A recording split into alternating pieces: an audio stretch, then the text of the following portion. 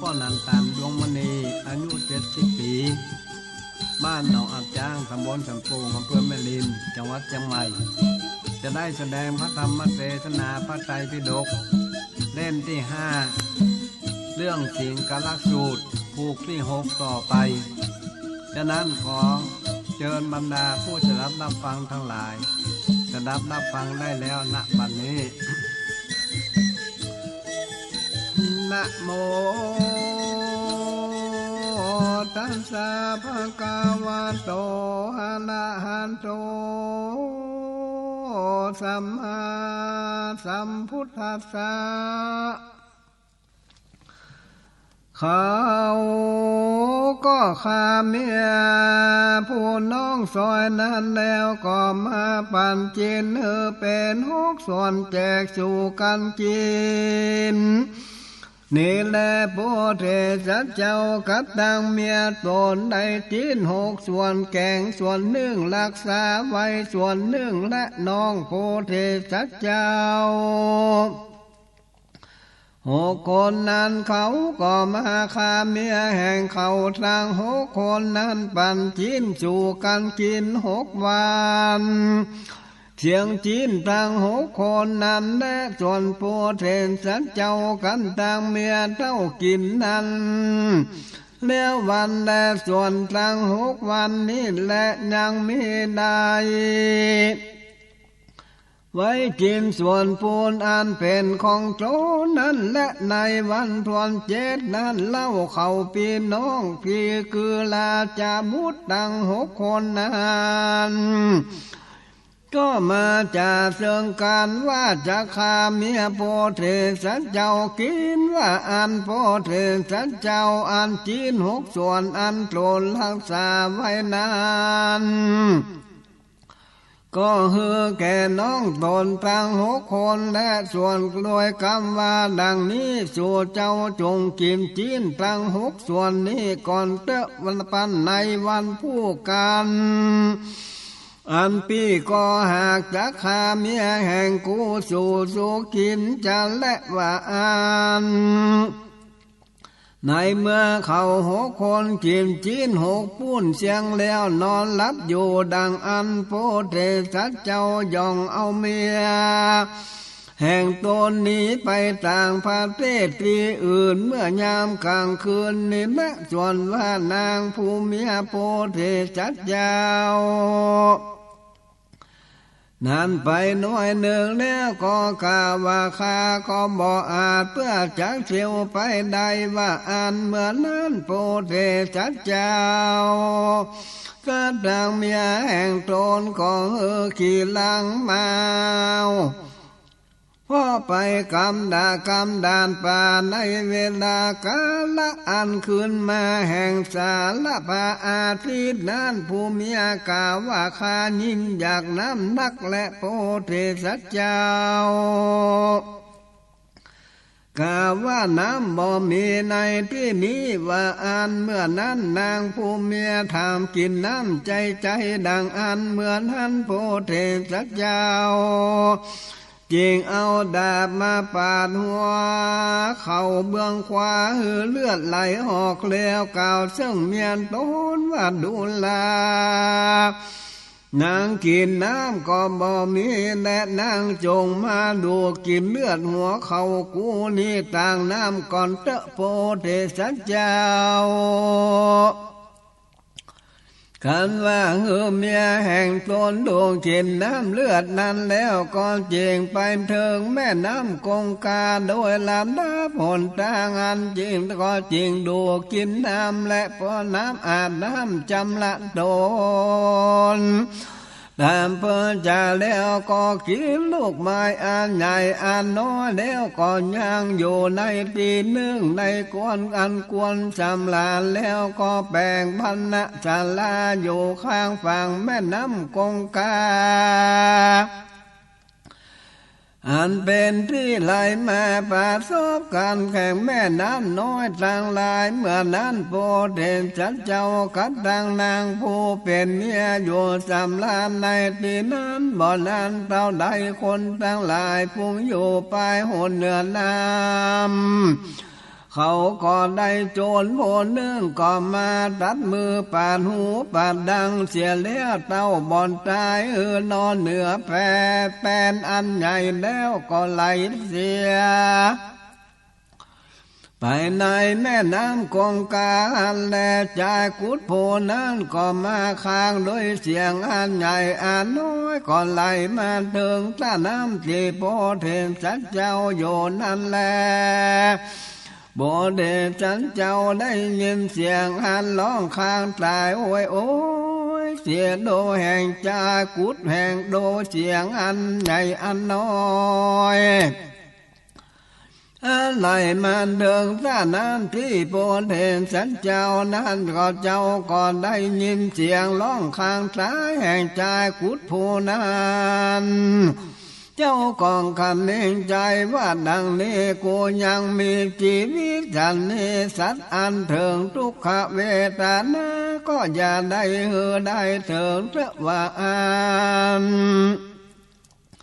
เจ้าก็ลงไปเอาใจกุดโพนั้นออกมาเสียแล้วอย่าทาอย่าหายจำละใส่น้ำมันยาไล่นาตาจันทุกวันส่วนว่าเมียโพเทสันเจ้าอันกินนาอันกิเลสแก่ใจกุดโพนั้นบอกเข้าไปได้เต้าโยโทมน้ำลายเสียใจโดยคำว่าดังนี้เจ้ากูยักดังหรือปล่อยมาเอาใจกาลกินีมีสัมภาวะสันนิอันตาน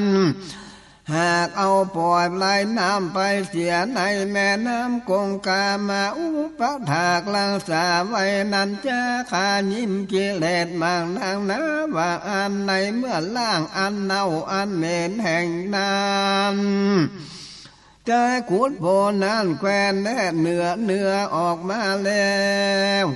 ก็ย่อมหอมดีแลโพเทฉันเจ้าก็ไว้ชายกุดโพนานอยู่ในบรรณาศาลากับโดยนางผู้เป็นเฮียนโตแล้วก่อมไปหาว่ามันลูกไม้ไปสู่ชายกุดโพนานก็ดังเมียแห่งทนโจวันนั้นแหละยังมีในวันหนึ่งโปเทฉันเจ้าไปสะแวงหาลูกไม้หัวมันบ่อนจันมานางผู้เป็นเมียโพเทสัจเจ้านั้นก็มีใจปฏิบัติกับโดยใจกุดโพนั้นมีใจมักไข่คาโพเทสัจเจ้าผู้เป็นพวนโทนเสียดังอันก็แต่งอุบายอันหนึ่งโดยคำว่าดังนี้สามีข้าแดกเจ้ากูผู้ข้าได้ขึ้นขี่หลังเจ้ากูเตี้ยวทางออกมาจากด่านป่าบ้านนั้นพงคาเล็งดูหันโดยอันหนึ่งข้าก็ขออาลาตนาซึ่งเทศบาดาขันเองในใจว่าดังนี้ดูแลเจ้าหมู่เทพดานดังหลายตนคาและอันหาเปียที่บ่ได้มีชีวิตสดใสดีมีสุขโดยผัวแห่งข้าก่อนจักกันตามมาบริกรรมผลจานเทพดานเจ้าดังหลายอันอยู่ในโดยที่นี้เจ้าแลผู้ข้าได้อาลาธนาขอเชิงเทพดานดังหลายในใจสันนี้บรรณานบัดนี้ข้าก็ได้สัตสดีมีสุขโดยเจ้ากูก็เหตุโดยเทพดารักษามานั้นและลาทางอาสงจักไปบริกรรมพูดจาเทพดาอันอยู่ในโดยดีนั้นเตว่าอันโพเทสันเจ้าบ่รู้เหตุอันจักมาญาการอันผู้เมียแสงอุบายคาโทนจักอันก็รับเอาโดยกรรมว่าดีแล้วว่ายังเมียแห่งตนก็ถือเอาภาชนะอันใส่เครื่องพูนจานั้นก็ขึ้นไปสู่จอมดอย กันเดิงป่าน้อยที่นั้นเหตุแล้วเหตุและหิวแล้วและเมียผู้นั้นกองกล่าวดังนี้ว่าเจ้ากูจงเป็นเทวดาโดนมาเจิดแต่คาดินเลเจพงคาจังพูนจาเจ้าโดยดอกไม้แล้วจังกันตามแม่ปัดดังสีน่านบเจ้ากูก่อนแล้วแลเมื่อไปลุ่นพงคาจริงจังกันดำพลิกรรมพูนจาเทวดาเล่าจะและว่าอันนางผู้เป็นเมียนั้นอย่างโพธิสัตว์เจ้าโดนเป็นผัวผัวไหวหน้าล่อหิวเลี้ยวมันก็ปูนจาดอกไม้กันตำพระตังขีนะเลี้ยวมันยะเจอเป็นดังจักไว้นานแล้วก็ยืนโยกันตำไปหลังก็เอามือใส่หลังโพธิสัตว์เจ้ากิ่งตกไปในเหวที่เลิกแล้วก็มันก็มีใจยินดีมักนักโดยคำว่ากูก็บ่ได้หันนางขาเสือกบานนี้และมันก็ลงพามาจากจอมดอยอันด่วนอันปันแล้วก็มาสนุกกันโดยใจกุดผู้นั้นตามใจมักแห่งตนก็มีแลแม่นโปเด่นสันเจ้าอันเลียหากไปหากใส่ตกไปในเหวดังอันก็ค้างอยู่คุ้มไม้อันเกิดมีในเหวที่นั่นในป่าอันปราศจากนานเต็มไปโดยใบไม้อันนานนี้ไปบนใบเดือตั้งโตนึ่งหันและโปเด่นสันเจ้าบ่อาจจักลงได้ก็ไปป่าร่วมแต่นั้นใดก็กินหมากเรือนั้นก็ในหิวอันนั้นเป็นอาหารต่างเขาก็นั่งอยู่ในละแวกกิ่งไม้เดือต้นนั้นก็มีและในกาลนานยังมีปัญญาแลนตัวเนื่องมีเนื้ออันใหญ่นักก่อคืนไปแต่โดยจะไปตามแล้วก่อนเพียนยอมมากินหมักเดือในเหวอันนั้นในวันนั้นปัญญาแลนตัวนั้นหันโพธิสัตว์เจ้าอันอยู่ง่าไม้ต้นนั้นก็แล่นหนีเมื่อไปโลน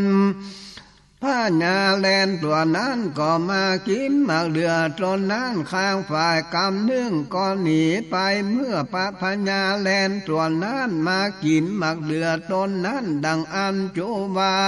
น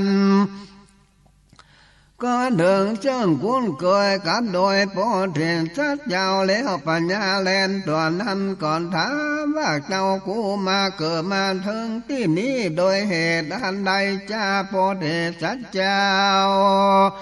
ก็บอกโดยเหตุอันนั้นแก่แลนตัวนั้นจุอันหันแลเหมือนนั้นปัญญาแลนตัวนั้นหันยังโพธิสัตว์เจ้าก็เฮือนาลานอนเหนือสันหลังแห่งตนแล้วก็เอาโพธิสัตว์เจ้าออกมาจากเหวที่นั้นก็นำ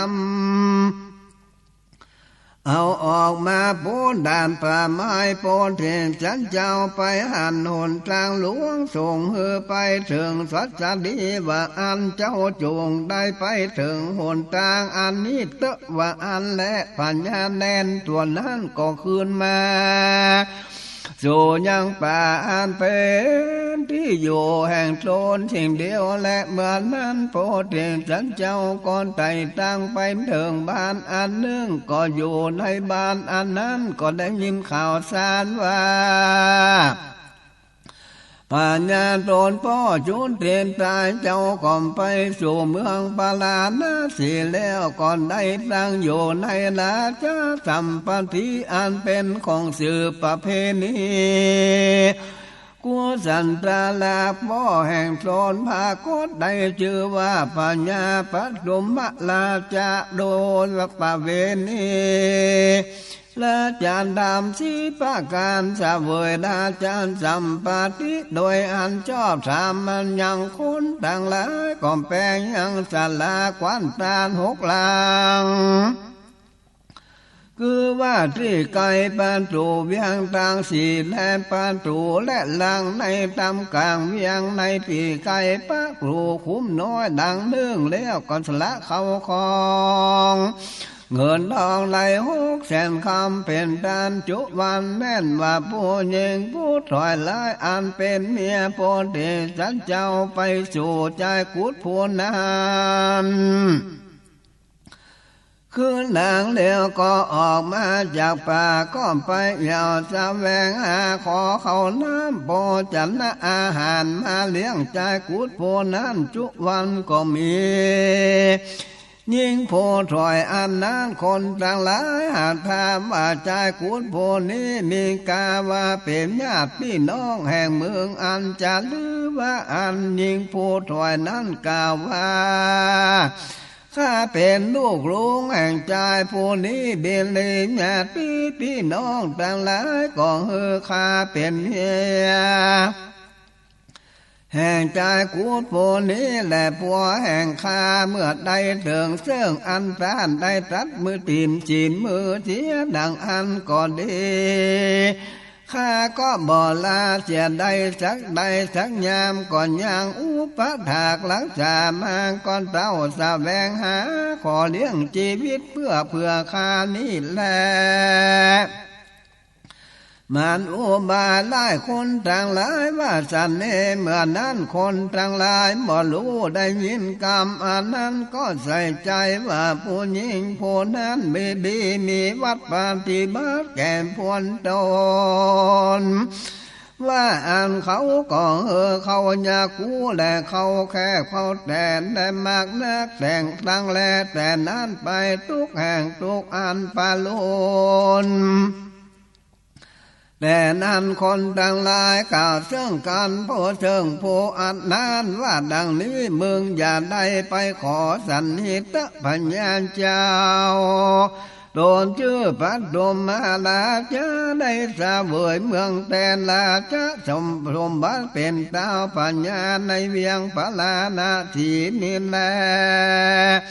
คนต่างหลายอันอยู่ในสักกาลาจมพูตีบสังมวลก่อความเขือกเยือกไปมาโดยอันตานแก่ญาจกต่างหลายมากนานเดลีปัญญาเจ้าตนนั้นกันว่าได้หันเมืองนางผู้มีวัดปฏิบัติแก่พวนตนฉันนี้ก่อนจักยินดีมักนักจังเข้าของเงินทองแก่เมืองโจอานและเขาก็กล่าวว่าสันเองก็ข้าเจ้าวายอันใหญ่แก่ยิ่งโพนั้นโดยคำว่านางจูงผัวเมืองนางอยู่ในข้าเจ้าวายอันใหญ่นั้นแล้วจูงสัมปายผัวเมืองไปขอแก่พญาปุณตะวาอันยิ่งผลดอยนานยางใจกูดโพนั้นก่อนเข้าไปสู่ข้าเจ้าบ่ายอันนั้นมันก่อนสปายผัวมันไปถึงเวียงปลานาสีแล้วก่อนยังห่างยังกินเข้าในจาลาควันตาลที่นั้นก่อนจะเดินไปเพื่อจะแสวงหา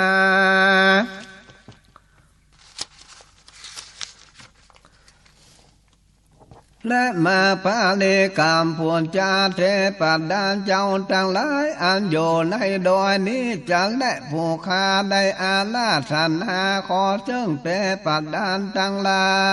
ยในใจว่าสันนี้บัดนี้ข้าก็ได้สัตสัตดีมีสุขกรรมโดยเจ้ากูกองเหตุเทปัดดามารักษามานันแลละทางสองและจักไปบริกรรมพูนจานเทวดา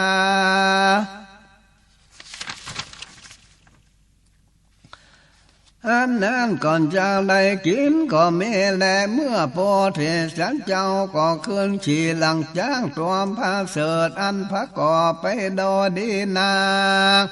ก็ไปสู่ศาลาควันตาแล้วก็ตานแก่ญาโจคนขอทั้งหลาย8 คนและ16 คนนั้น โดยมือแห่งตนก็คืนเมื่อสู่พระศาลาจะมนเพียรแห่งตนยามนั้นยิงถอยนั้นมันก่อนจะไปใจกุดโพนั้นไปยืนอยู่ในหนทางอันพญาขึ้นมาพญาก่อนญาก็อยู่คอจ้างเด่งหามก็ถามเชิงอามาตต่างหลายว่ายิงผู้นั้นชื่อหรือจ้ามายืนอยู่ในหนทางที่นี้อันจะอามาตทั้งหลายไม่ปัญญาว่าข้าได้มาแล้วเจ้าหญิงผู้นี้เป็นหญิงผู้มีวัดปฏิมาแก่มพ้นตนว่าอันปัญญารู้ว่าเป็นเมียนตนดังแต่ก่อนนั้นก่อนแจ้งแก่ใจแล้วจริงไปเรียกหาหญิงผู้นั้นมาแล้วถามว่าดังนี้มึงสบายใจกุดผู้นี้เป็นญาติกาแห่งเมืองอันจะเลือยิงผู้ถอยกาว่าข้าแก่มาแล้วจะเจ้าใจกุดผู้นี้ห่างเป็นลูกหลงแห่งข้าและข้ากุนพ่อแม่เป็นผัวข้าดินหลีว่าอันใจคนทั้งหลายเขาบ่รู้เหตุอันนั้นก่อนสักเสริญยกยอหญิงผู้ถอยนั้นโดยกามว่าหญิงผู้นี้เป็นผัวไปเอาผัวเป็นแพร่บาดาแก่นต้นแท้และต่างคนต่างว่าอันเมื่อไปลุนพญาก็ถามจึงจากพูดโพนานว่าดังนี้มึงเป็นผัวอันเป็นพระกุลพ่อแม่แห่งแม่ยิงคนนี้โพนี้แต่จะลือจากพูดโพนั้นก็บรรลุจักพัญญาก็ขานตอบโดยกรรมเลียงอันนั้นจุอันแลเมื่อนั้นปัญญาจริงกล่าวแก่ยิงผู้ถอยนั้นว่าโดลายิงผู้ร้ายกูนี้เป็นลูกอายแห่งปัญญาปลานาสีโดนชื่อว่าปัจจุมากุมานันและอันแม่นเมืองก่อนดีนี้ชื่อดังนี้เป็นลูกสาวปัญญาตนชื่อดังนี้ได้มาเป็นเมียแห่งกูมึงก่อนได้ดูกินเลือดหัวเขาแห่งกูและมึงพ่อยมีใจปฏิบัติลักกับโดยใจควรโพนี้ดังอันเมืองไปสู่นากูไปใจไปก็ใส่กูตกไปในเหี่ยวแล้วในกาละบ้านนี้กูลำเปิงดูนี้หากเป็นมันโยลาคือความตายใส่หน้าผากูและมึงมาถึงที่นี้โดยอันใส่ใจว่าจักเลี้ยงชีวิตว่าอันเล่าจัดเลยพญาปัญโจมากุมารกันว่าข่าวซึ่งเยงโพนั้นแล้วก่อนเจียงเจมจาซึ่งอามาลาจะมนติตั้งหลายว่าดังนี้ดูลาเสนามาตั้งหลายเรานี้อันตานทั้งหลายมันทานซึ่งจะดูเสื้อเจืออามเจือจาดลาจะขากูลเมื่อกูมาเป็นพญาวันนั้นกูก็บอกกล่าวข่าวสารโดยตามกามานี้แก่นชนดานทั้งหลายว่าอันแน่น้องใจทั้งหลายหกคนแห่งกูนั้นกูขับก็ข้าเมียแห่งกูหกคนแห่งตนหกคนจิมจีนบ่รอสักคนจนโตนแห่งเรานี้ก็บอกข้าเมียแห่งเราก็เอาเมียโตนไปถึงฝั่งแม่น้ำกงกาก่อนแปลงบรรณะจะลาลังนึ่งอยู่แล้วกูก่อนได้เอาใจกุดผู้หนึ่ง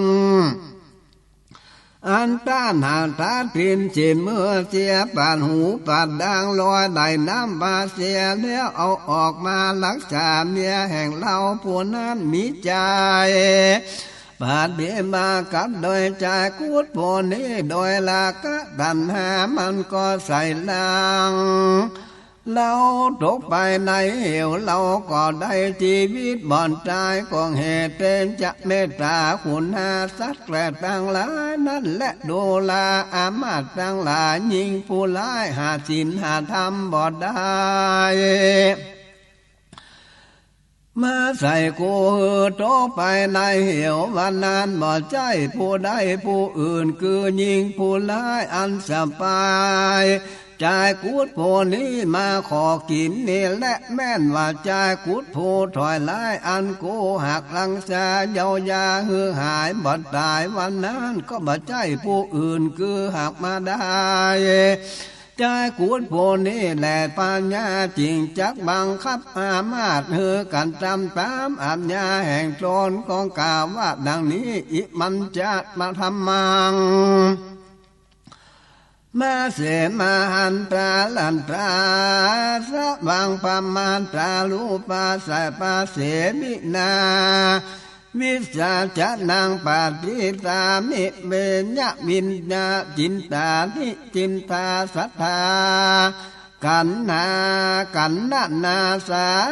โดลาอามาตตังละจงตีใจผู้ถอยจะรอยสักโค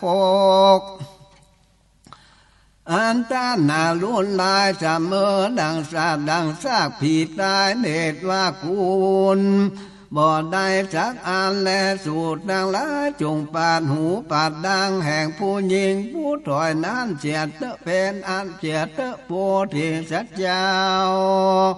คือปัญญาปัจจุมาก็บ่อาจจักโอกำเคียดอันนั้นได้บังคับหืออามาตกันตามอัญญาดังอันก็ดีโพธิสัจเจ้าก็บ่หือกันตามแต่งเป็นดังอันแลเต้าว่ายิงผู้นั้นบ่อาจจังพงลงยางจะกูดผู้นั้นใดโดยประการจันใดโพธิสัจเจ้าก็เฮอคนทั้งหลายแปลงข้าเจ้าไหวเฮอมัน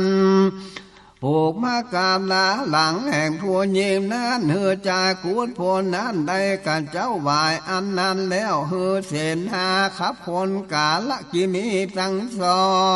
งเฮอหนีออกจากแดนบ้านแดนเมืองแห่งตนก็มีวันนั้นและยิงโพถอยเมียแห่งโพธิสัจเจ้าวันนั้นก็บ่ใจผู้ยิงผู้ด่าเลยจินจามานาวิกาคือว่ามาหากได้จินจามานาวิกาในกาละบัดนี้และใจกุดโพนานคือมาได้ท่านเทวทัตในกาละบัดนี้ปัญญาแลนตัวอันโพธิสัจเจ้าออกจากเหววันนั้นคือหากได้มาหาอานันตเถรในกาละบัดนี้แลปัญญาปัจจุมลาจะวันนั้นคือว่าพระสัมมาสัมพุทธเจ้าเป็นที่จังที่เพิ่งแก่โลกทั้งมวลในกาละบัดนี้แลเดสุลำเมียผู้ร้ายสามจำพวกนั้นอันมาจาตกะอันนี้พระพุทธเจ้าจักสำแดงเมียชื่อว่าคัลละวากาพระดิญาคือบ่าเมียผู้เสมอดังคาเจิกย่อมปองคาผัวเสียวันนั้นฮือใจตั้งหลายรู้จังโตแห่งผู้ยิงร้ายฮือของควายหาเมียผู้ดีมีโดยประการจันใดในปีนี้พระพุทธเจ้าก็จำแดงเมียผู้ร้ายอันใจผู้เป็นผัวก่อมเปิงอุปาถากตอบกุลเต้าเปิงอุปาถากตอบกุลเมียผู้ดีโดยเหตุหาพระการคือว่าเจียนจาเพื่อจำเลื่อนใจเป็นตนก็มีโดยภาการดังกล่าวมานี้และเหตุวิญาณเหตุนั้นผู้มีปัญญาภาธนา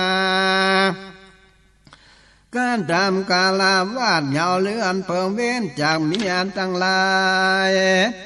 ผู้ร้ายสามจำพวกเพิงแสวงหาเมียผู้มีเดียผู้ดีสี่จำพวกแม่ยิงผู้มีพระญาภาธนากันทำคาลาวาดเหยาเลื่อน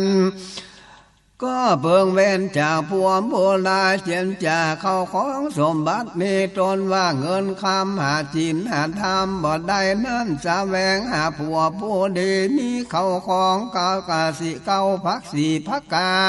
ร คือว่าบัวละมวนโดยโลกีญะสมบัติมีตนว่าเงินคามบัวละมวนโดยอาลิญะฐานะ7 จำพวกมีตนว่าศรัทธาศีลและผัวและเมียทั้งสองแม้นว่าเป็นดีมีเข้าของสมบัติก็เสมอดังทุกไร้เขียนใจหาเข้าของบ่ได้ก็เสมอดังมีศรัทธาและมีศีลก่อนเสมอกันจริงอาจกันตามคารวัตเงาเลือนสมฤทธิ์ที่เป็นดีก่อนจริงมีสัมมกะพร้อมเพียงการปั้มเป่งบารมีคือว่าการตามกุศลบุญมีตนว่าเฮือทานบ่ขาดจริงจักอ่านเฮือได้ถึงสุขอันกว้างขวางในเมืองฟ้าและเมืองคนถ้าลาเดิงมาเธอมาเนลาปานั้นจริงและกล่าวนิยายเมียผู้ร้าย3 จำพวกตามในยะพระพุทธเจ้าเทศนามาสาธกะแจ้งในสิ่งกาลสูตรแล้วโดยพระการเท่านั้นก่อนและบัญชีมาติภาลิญาสามิเกปัญจาพุทธานตามปาติบนทางอุตตลังปิธาเลจานาลังวันเนวันโนโตอาโหติตินิทาอาทากันธาจาลิญญาเจ้าจักสำแดงไข่นางบดอันพระพุทธเจ้าเทศนาไว้ว่าสัพพิมาติจะภาลิญาสามเองเกณฑ์บรรจุปันตาอันนานเล่าดังอันจริงจะกล่าวคือกว้างขวางไปนาว่าดังนี้ญาสัพพาตาโหติบิตาโนกาปิมาตราบุตังอนุลักขันตุอาปาปาติปันโตทะนังอนุลักขาเตปาติกันโตทานังและสาระเกปิญาเอวะโลปาปุริสาปาลิญามาตาภาลิญาจะมาวุจติเมียผู้เดวัดปฏิบัติอันหนึ่งและนางอุปาถากนั้นมีจิตจำพวกดังนี้เป็นเมียย่อมได้ปะโยจันนะอันเป็นคุณแก่ผัวแห่งตนอินโดคุณอาปวดโดนอุปาถากปวดตนเป็นพาดุจะดังแม่อุปาถากรักษาลูกอันหนึ่งก่อนเพียนยอมนักษายังเขาของแห่งปวนโตหนักได้ใบหอมยับใบแล้วบ่จิบหายเสียก็บ่เอาไปจ่ายเสียเมียผู้ดีมีทรัพย์ภาวะดังนี้ผู้มีปัญญาควรกล่าวว่ามารดาปฏิญญาว่าเป็นเมียเสมอดังแม่จำพวงหนึ่งและญาถาปีภาคินินทาญาสากาละวาโหติสากาสามิกาเมียผู้ดีจำพวกหนึ่งเล่าดังนี้และเมียผู้ดีเตียนย่อมคบยำผัวแห่งตนพรุษจะดังน้องยิงคบยำปวนตนเห็นใจอันโลเปิดละอายกลัวแต่บาปนั้นเล่าและเอาเขาอำนาจแห่งพวนตนย่อมฟังกามผัวจุอันและเมียผู้ดีมีสัมภาวะดังนี้ผู้มีปัญญาเพิ่งกล่าวว่าภาคิเนปาดิญาเป็นเมียเสมอดังน้องยิงจำพวกเนื่องญาจิตนาตาติสามิปาติปะโมติทิเมียผู้ดีจำพวกหนึ่งเล่าดังอันเมียผู้ใดอันเป็นลูกขกุลผู้ดีมีศีลบวละมวลอันดีมีวัดบาทเป็นบัตรแก่พวนตนบ่อ่านละบ่อ่านหันปวดตนมาแต่ไกลมีใจจมชื่นเย็นดีเป็นพระดุจาดังสหายกันหันสหายนาแปลงกันผ้ากันไปเช่นกาละอันนานนั่นกันหันกันเมียผู้ดีมีสัพพาวะสันนี้ผู้มีปัญญาเพิ่งกล่าวว่าสักขีปริญญา ว่าเป็นเมียเสมอดังสายราจำพวกเนื่องและอาโกทะปตาว่าสานุบาลที่นางเมียผู้ดีจำพวกเนื่องเล่ามีดังนี้เมียผู้ใดมีผัวอันผัวหาคำลามว่าจะขาจะสีเมใจอันโอดบ่ลูกเกียบย่อมเขาอำนาจแห่งพวนโตดังอันเมียผู้ดีมีชัพภาวะดังนี้ผู้มีปัญญาก็ควรกล่าวว่าชาศีปาลิญญาว่าเป็นเมียผู้เสมอดังคายิ่งนั้นและจำพวกเนื่องเมียผู้ดีสี่จำพวกพงนี้คือว่าเมียผู้ดีเสมอดังแม่ก็ดีเมียเสมอดังน้องก็ดีเมียเสมอดังสหายก็ดีเมียเสมอดังคายิ่งนั้นก็ดีอันเป็นผัวอันผู้เป็นผัวคนรู้ปัญหาความเลิ่นตอบโกนโดยเหตุหาประการนี้ทนมากล่าวถ้อยคำจำเลิ่นใจและเตสุลานเมียทั้งหลายจะสี่จำพวกเกิดผู้ใดได้เมียผู้ดีสี่จำพวกนั้นผู้ใดผู้หนึ่งดังอันแม่นทุกไรเข็มใจเท่าใดก็ดีก่อนจักได้ถึงยังลาจะสัมปติสมนิธิเป็นดีมีเขาของสัมปติจุกอันและยิงผู้ใดได้ผัวผู้ดีก่อนจังมีสุขทุกเมื่อยิงผู้ใดมีใจมันบ่หวั่นไหวแก่ใจผู้อื่นมาเล่าลมเอาใจมักเต้าใดก็ดีก็บ่ฟังกรรมสักอันนั้นก่อนเต้าฟังแต่กรรมผัวตนผู้เดียวก็ดียิ่งผู้ใดและอยู่กับโดยผัวอยู่ใจดังอันยิงผู้นั้นชื่อว่ามีใจบ่มันบ่เที่ยงสักอันกันว่าผัวตายไปเอาผัวผู้นึ่งไปเอาผัวอยู่ใจผัวผู้ใดแม่นว่าผัวตายก็ดีหนีไปบวชก็ดีก็ลวดบ่เอาผู้กาลาผู้ใดผู้นึ่งดังอันก็ดียิงผู้นั้นได้ชื่อว่ามีใจอันมันในผู้เดียวยิ่งผู้ดีมีสัมภาวะดังนี้เป็นมนุษย์ยาดังนกกากินนาลีอันพระพุทธเจ้าหัดเทศนาในจันทากิเลกินนาลีนั้นและเราเพิ่งรู้ดังนี้ดังได้ยินมาในกาละเมื่อข้ามลงโพ้นไปแล้วเสียงกัลละอันนานวันนั้นเมื่อพญาพรหมตัดแลยังได้สาเบยลานจามสัมปติเป็นตาปัญญาในเวียงปาลานาสีวันนั้นโพธิสัตว์เจ้าได้เกิดในวงศาได้เป็นนกกินนาลีมีแลพเมียแห่งโพธิสัตว์เจ้ามีก่อนชื่อว่านกกินนาลี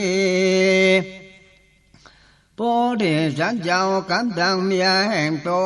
นก็อยู่ด้วยเงินอันหนึ่งชื่อว่าจันตาปาปาตาอันนี้ในประเทศป่าหิมพานต์ในกาลนั้นพญาปลานาสีเวลาจะสัมปติแก่อามาตย์ทั้งหลายก็นุ่งผ้า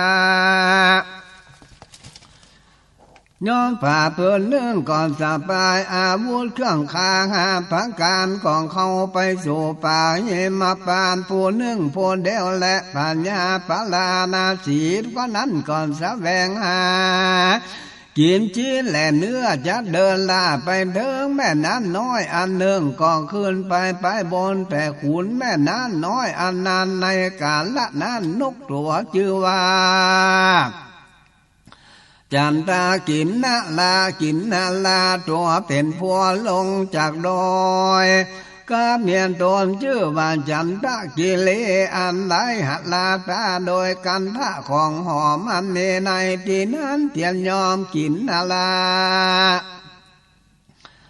และอองไก่ซ้อนดอกไม้นุ่งทะลงผ้าสบายกันดังที่กีบดอกไม้ดันงาม เป็นเครื่องผ่าด้านตนก็ลงไปถึงแม่น้ำน้อยอนันต์ก็ลงไปสู่แม่น้ำที่มณฑลแล้วเลียลายดอกไม้ต่างลายไล่ลาไปมาเนื้อผิวน้ำกลอยดอกไม้อันนั้นแล้วก่อนนุ่งผ้าสบายกีบดอกไม้ก็ออกมาจากอาสนะดอกไม้เนื้อกองทรายอันมีวันนาเป็นดังแผ่งเงินนานแล้วก่อนถือเอาปีนนั่งอยู่เนื้ออาสนะดอกไม้อันพาจิตลิศนางามในกาลยามนั้นนกตัวอันชื่อว่าจันทากินนาลาตัวเป็นพวนั้นก็ดีปีนแล้วก็หากโดยภาษาแห่งนกกินนาลาตัวชื่อว่าจันทากิเลนเรียกกินนาเล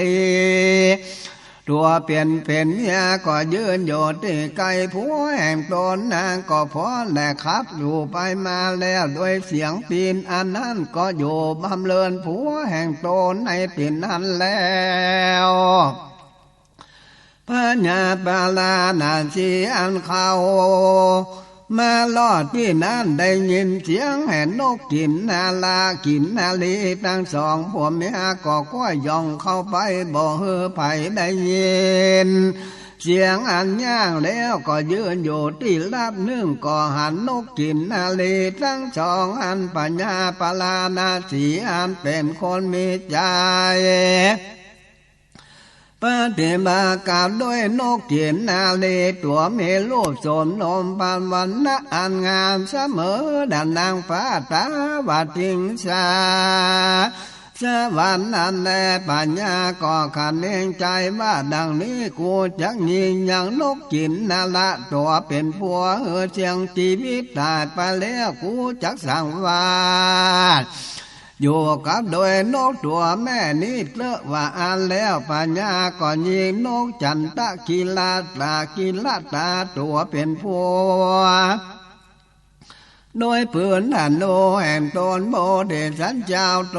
นมีปัญญาไปแก่กา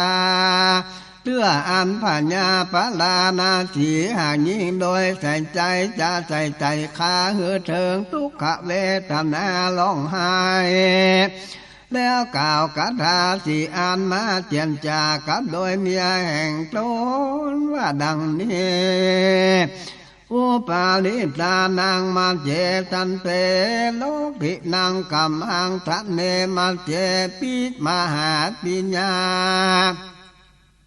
ปิจันตังปังกาเลติโดลานางผู้งามอานิโตนันไลดาตาโดยดวงจันทร์กัวดังกูพี่จังล้ำเพิงดูเนจีบิดเอ็นทีแห่งข้าก็ถึงเสื่องอังขาจิมหายอยู่ใจใจดิลีปางนี้กูพี่จักได้ละชีวิตอันกวนลักจามเดินใจเสียในกาละบานนี้จะและดูลานางผู้งามชีวิตจินที่อินทีแห่งกูพี่นี้มีเลือดลายออกมามองขาซ้ายก็เป็นอันขาดใจข้าหาเจ็บปวดลำบากมากโดยและอันหยาบด้วยปืนพิษอันนั้นและอาโอสาธาเมตุขาเหตยังไม่ห่างเตปิโนละโสจินตาจินปิตะนังอโนทิเกณโนลานางผู้งามปิญญาอันชีวิตแลอันตายปานี้เป็นทุกข์อันนักแลโพธิสัตว์เจ้ากล่าวว่าโศกกรรมโศกทุกข์ก็มาไม่หัวใจแห่งกูพี่นี้บองขาก็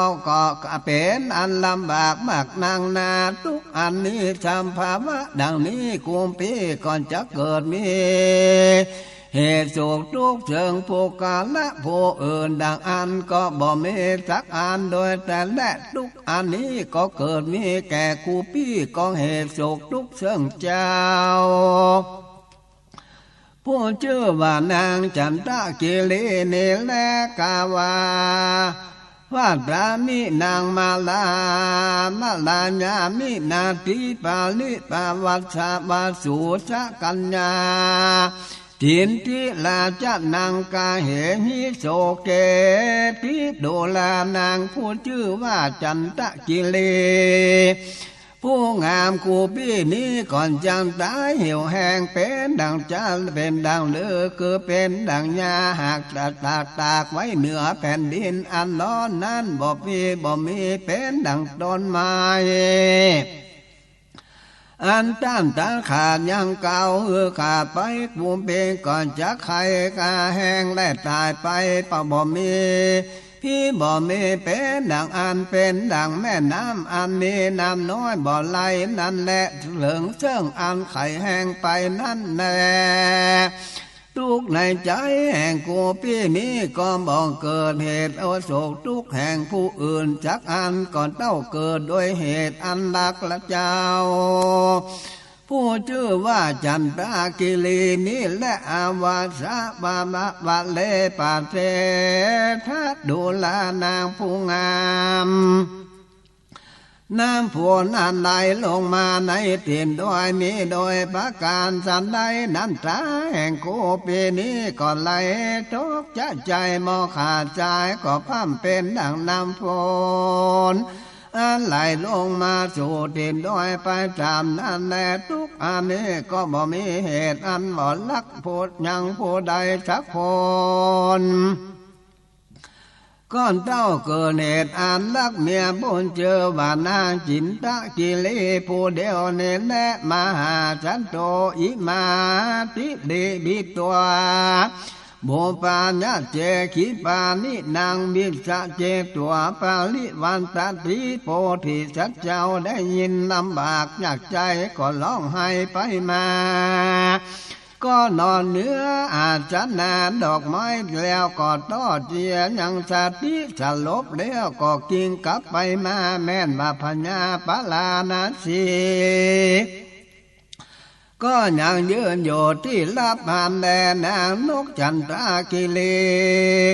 อันหันยังผัวมัวเมาด้วยความสนุกอยู่อันบ่รู้ว่าปัญญายิงผัวแห่งตนสักอันและนางหันผัวตนจันยศเจ้าจริงกลับไปมาสันนานก็ล่ำเพิงรู้ว่าโดยกรรมว่าทุกอันใดเกิดมีแก่ผัวกูนี่จ้าว่าอันนางก็จริงหันเลือดอันไหลออกมาแต่ปากแห่งพวนดาโตนนางก็บ่อาจเพื่อว่าจักทันลงทุกอันนั้นมากนักอันเกิดอันดากพวนตนอันใดนางก็ร้องล่ำให้โดยเสียงอันดังมากนักก็มีเหมือนนั้นปัญญาปาลานาสีใส่ใจว่าโนกินนาเลตัวเป็นผัวนี้และว่าอันเละตายแล้วว่าอันก็จริงออกมาสำแดงตนในที่นั้นกันว่าปัญญาปลานาสีออกมาจากที่นั้นดังอันนางจันทกิลีข้าเนียนใจว่าผัวลักแห่งกูนี้อันว่าโจรหากมายิงจันและว่าอันแล้วก็บินจะยองขึ้นเมื่อบนโหนอากาศก็จับอยู่เนื้อจอมดอยนั้นแจ้งพญาปลานาสีดังอามโดยกาว่าดานิปาโปโคลาจักมนโตโยมะอิตตังปาเทมาลิธิมันยังมัตติมัจจมิงเสโตยังมิสุโธสมาเสดังนี้เป็นตนโดลาดาจะมุตโลปัญญาผู้ใหญ่ต้านผู้ได้อันเป็นรูปปัญญาอันมาลี้ลับอยู่เก่าไม้และมายิ่งยังผัวแห่งนางอันเป็นที่รักเบิ่งใจแห่งกูผู้อันเป็นกำพร้าเต้าพรองผัวเมียหานนาการทุกวันข้ามเจ้าโดยอันต้านผู้นั้นและอันคนผู้อื่นหากได้ยินต้านก็จักดาก็จักเต้ากิงอยู่เนื้อแผ่นดินเสมอดังผัวแห่งโกเนและบ่อนาว่าอันแล้วอิมังไม่ห่างหาตายังโสปันธิมันจะทุลาลาจะบุตตา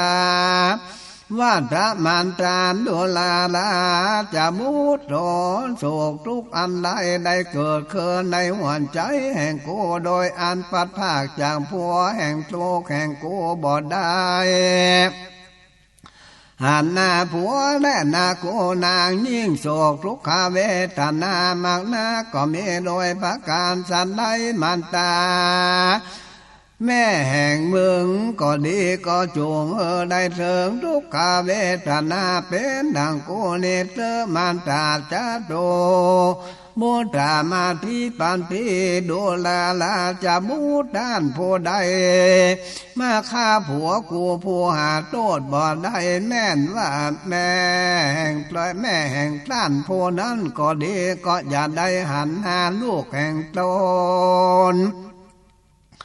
และเมียมึงก็ดีก็ขออย่าได้หันหน้าผัวตนเดลิตเมื่อนั้นนางนกกินนาลีด่าโดยการทานทั้งหลายดังนี้แล้วปัญญาก็บอกเกี้ยแก่สังสักอันจังเล่าลมโดยนางจานานจันทกิเลอันมีลูกชมดังนางฟ้าอันอยู่เนือนชมโดยกองก่าวกันถาว่าดังนี้มันตวังจันทะลูจิกยาโนญาโซ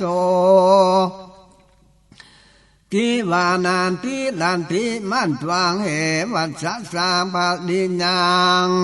ละจากกุเลปุตโตชิตาดุลานางจันทกิเลผู้มีรูปอันงามนางอย่าได้โศกทุกข์นากว่าเช่นเตดุลานางผู้มีตาอันงามและมัวเมาโดยดอกไม้อันผาจิตงามในป่านางจงบินลงมาและทั้งสองก็จังเอากันเมื่อสู่ในเมืองปาลาณสีบัดนี้นางก็ได้จักได้เป็นกามาเห็นสีเป็นใหญ่แก่นางทั้งหลายใน60,000พันนางจันและนางจันทกิเลได้ยินคำพญากล่าวเล่าลมโตนใจสามีกองกล่าวว่ากรรมสีหานาตัดขาดกรรมปัญญากองกล่าวคาถาว่าดังนี้อภิมนุปิลิกังนาว่านาหังลาจะบุญตังตาวาเหชาโยกิงโพลิสาอาทิอาตุสากังไมหังกามะตามาติและลาจะบุญตังดูแลลูกปัญญาโตใหญ่กูนี้ใจยิงสามันบ่เป็นสาธารณะแก่พวกอื่นและแม่นว่าพวกคนตายดังอันกูก่อนจักได้ตายตามพวกกูแต่จะและผู้ใดมาฆ่าพวกกูผู้หาโทษบ่ได้อันมาเป็นพระโยชนะแก่กูจะได้เป็นเมียแห่งเมืองดังอันก็บอกลางว่าจักมีจะและเมื่อนั้นปัญญาได้ยินคำนางจันทเกเลดาโตนดังอันปัญญาก็เป็นปัญหาเป็นปัญหาอันมีความในการตรีลักก็บ่ได้สักอันกองกล่าวคาถาว่าดังนี้อาภิปิโลเกอาภิจิวิสังกามิเกสิเกกิงปุริสังว่าดูนิปาตาลิสัตตากาลโภจนะอาเหนะกาลันทิโดลานางนกกินนาลีผู้เมจาที่อันประหลาดอันนักไข่เนชีวิตเมืองนี้เป็นเชื้อสัตว์อันในมีในไม่ประการและไม่ขาดน้ำต่างละได้เป็นอาหารของแก้วของเกมนั่นเมืองจงหนีไปสู่ป่าหิมพานต์ฝนเตอะเนื้อต่างลายฝูงนั้นได้นางก็หากอยู่สนุกในป่าหิมพานต์เมืองบอกควรเพื่อว่าจักเมื่ออยู่ในภาควนเต้าปัญญากันว่ากล่าวดังนี้แล้วดังอันเป็นอันอะไรบ่ได้ก็หนีไปวันนั้นนางกินนาลีกันว่ารู้สภาวะอันหนีไปแล้วแห่งปัญญาปลานาสีนางก็จริงบินลงมา ก่อนหอบเอาโปธิสัตว์เจ้ายกขึ้นโชจอมดอยที่เปียงนึ่งแล้วก็เอาหัวโปธิสัตว์เจ้าไว้เหนือตาแข่งโจรแล้วก็ร้องล่ำให้ไปมามักนาก็กล่าววิลาปตาวะกัถาวะ12ว่าดังนี้เจนตาปากินจะกินนาลาจะลือกิลากูหาสะโยปาเลปาทิสนติตันตังปาลินตาปุลิทะตังอาทาอาหังกัสสะคาแด่เจ้ากูผัวลักแห่งคาทั้งสองสนุกเย็นดีพร้อมโดยกันในที่นี้เป็นมีตนว่าปาดปล่อยทั้งหลายพวกนั้นอันนี้อยู่ที่ดังเป็นดังเก่าหันและทำกูหาพวกนั้นก็ยังต่างอยู่ดังเก่าจุอันคาก็บ่อันเจ้ากูในที่นี้ทั้งหลายพวกนี้ดังเลือแลจะโอดอยู่ได้บอกว่าจักมีอันมีอกอันแตกตายไปดังอันจะเลือเตปัญหาบุปผาสัทธาข้าแห่งเจ้ากูผู้เป็นที่รักที่เปิดใจแก่ข้าและราคาละทั้งสองมาสนุกเย็นดีพร้อมกันในประเทศเปรียบตั้งหลายพงนี้ก็เป็นอันดาสะเต็มไปโดยใบไม้ทั้งหลายควรสนุกเย็นดีมากนักและเนื้อกาขนองทั้งหลายตัวลายหาเสพหาเป็นกู้เป็นหมู่กากันนาข้าก็บ่หันหน้าเจ้าอันอยู่ในประเทศที่นั้นป่วยข้าป่วยจากการดำดังเลื่อนจาจะพระก่อโดยอาได้หือหายทุกขเวทนาสันนิจาเปชุบุมปาสัตตาอาสาติเจลิโยโดลาผู้ใดได้อยู่สุขและทุกข์กันโดยการนี้อนาติโยแม่น้ำทั้งหลายอันไหลไปกายข้างโดยอันนี้มีข้าแสแม่น้ำอันดาเต็มไปโดยดอกไม้อันมีน้ำอันไหลไปปกติดังเก่าทุกวันอันคาเต้าจากได้หันหน้าเจ้ากูผู้เป็นผัวอันเป็นที่รักแห่งข้าที่เดียวนี้จะแลนี่ลาหิโมวันโตตัสสะดูลาเจ้าผู้มีใจอันงามย่อสอดดอสอยอดดอยมาปานทั้งหลายอันแล้วด้วยแก้วมานี้ก็ดีแล้วด้วยแก้วอันต่างแต่งก็ดียอดดอยอันผาจีแล้วด้วยแก้วเจ็ดผางการก็ดีงามแล้วแต่งเล่งและแต่ตาก็ยังตั้งอยู่เป็นปกติดังเก่าบ่มีแลก็จะกาเสียแล้วและโดยอันสะพันขาน้อยผู้เดียวเป็นผู้เป็นสัญญากันว่าบ่ได้หันหน้าเจ้าผู้เป็นผัวรักแห่งข้าผู้จักกระตามดังเลื่อนจาอยู่สุขแก่ใจใดดังลือนิจายังคาลดิปาตาเตปาตาเนคาแข่งเจ้ากูเปใจแต่เตียนยอมโคนามาลาละทั้งสองก็เตียนยอมได้พร้อมกันเข้าในเขากันนามาฐานะอันใดพมเทวดาหากเสพอยู่อันเป็นที่หมู่อยู่หมู่กินนาลีนาละนาลีทั้งหลายอันฉันดาเต็มไปโดยอันก็อย่าทิพย์ทั้งหลายมัวละมัวล้วนทวนจูพระการเดเลขันคากันว่าบ่ได้หันเจ้ากูอยู่โดยโยกันดามาจันนะข้าป่อยจะอยู่ดังเลือได้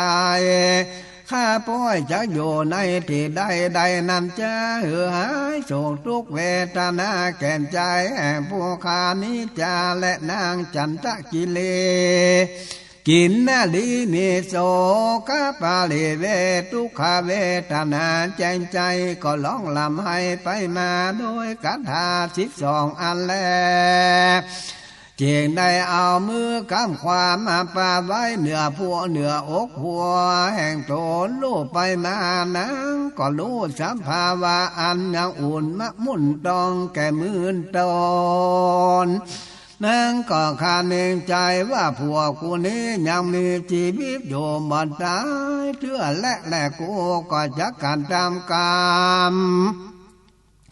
อันเหอเทวดาทั้งหลายเด้งดูแล้วจางผัวแห่งกูมีชีวิตเป็นดังพวงกูโดยสัจจะดีในกาลบัดนี้เพื่อนางคาเนงใจดังนี้แล้ว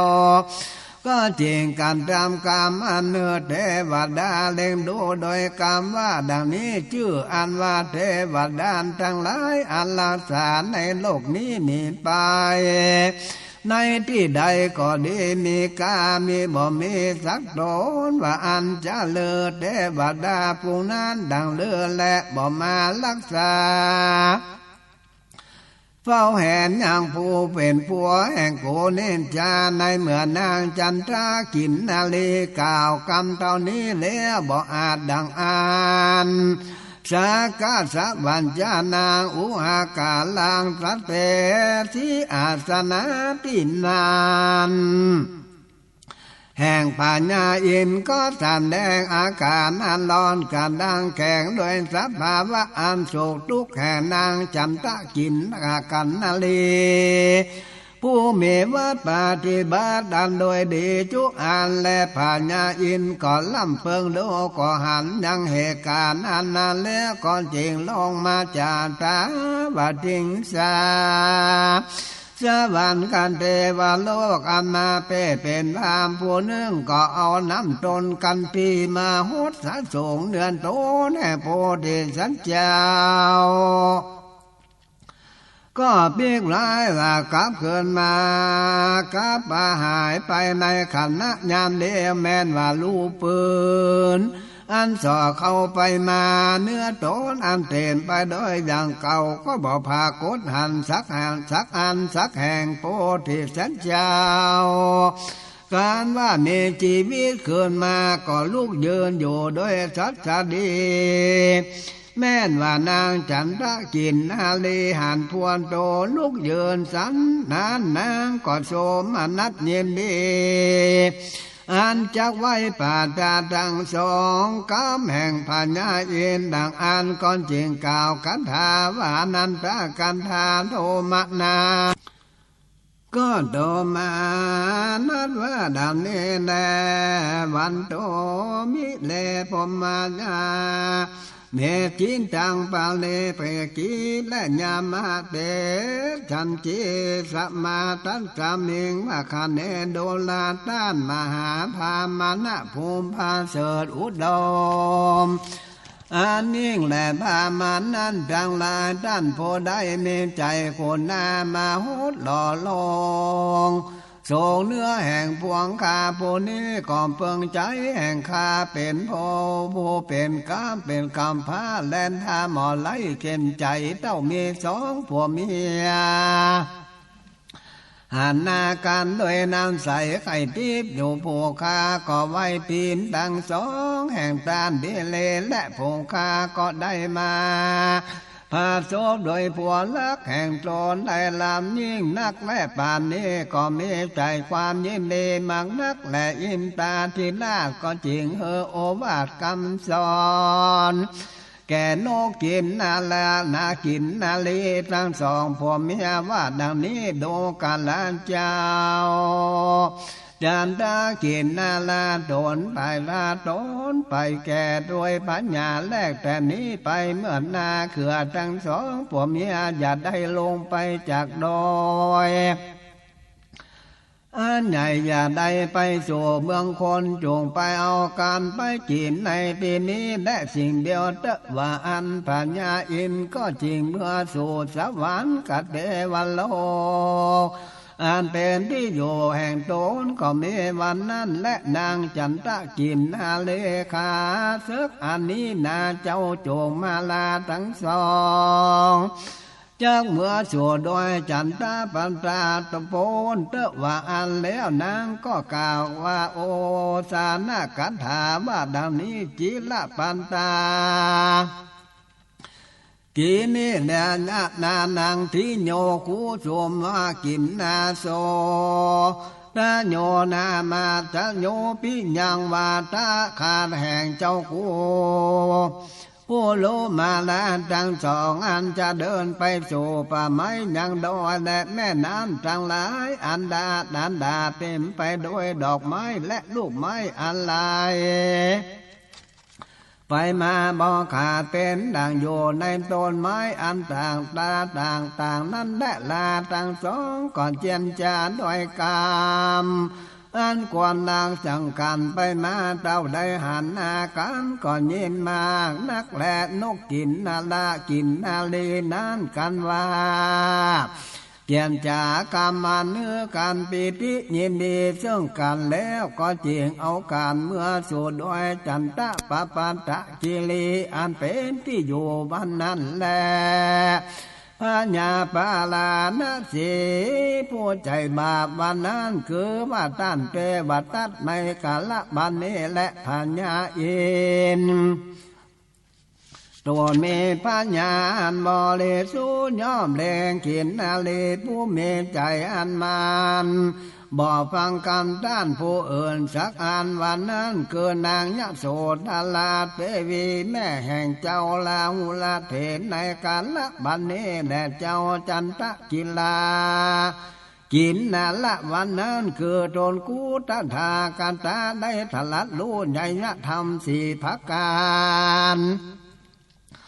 ในกาลบันนี้และจาทากาอันนี้พระพุทธเจ้าได้แสดงดังพระดิญญาผู้ดี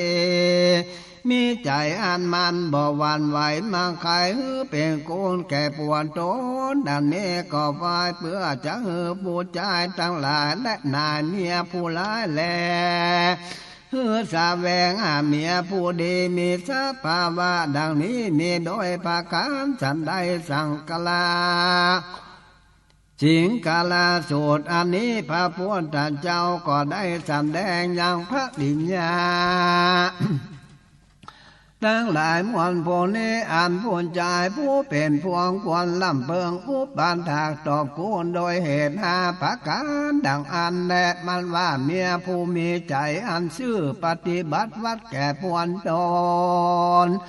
บ่ขาดดังอันโบเป็นพวงของควรผู้ประทากตอบกูลทุกอันและอันทุกเราอันโดยในพระพุทธเจ้าก่อนเทศนาไว้นั้นก่อนจริงยอดบุตรจำเลินจุกพังการเมื่อผัวและเมียมีใจบ่เสมอกันคือว่าผู้ผัวมีใจบาปผู้เมียมีใจบุญกันว่าเอากันก็บ่จำเลินการว่าผัวมัวใจบุใจบุญเมียผู้ใจเป็นอันทำเอากันก็บาปบุตรจำเดินสักอันแม่นว่ามีเขาของเงินคำก็บ่อนดังโยมันบางคาบก่อนยังเมสาวเล็กสาวน้อยบางคาบก็หาบ่ได้สักอันเดลีเมื่อผัวแห่งและเมียทั้งสองปล่อยเมนใจบาปอนาธรรมเสมอกันมันนี่แน่นนี่เขาของเงินคำเท่าใดก็หาได้โดยบาปก็บ่อาจจะดังโยมันย้อนสีหายเสียเมื่อนั้นและเมียมีอาสามีอาสนาอาศัยโดย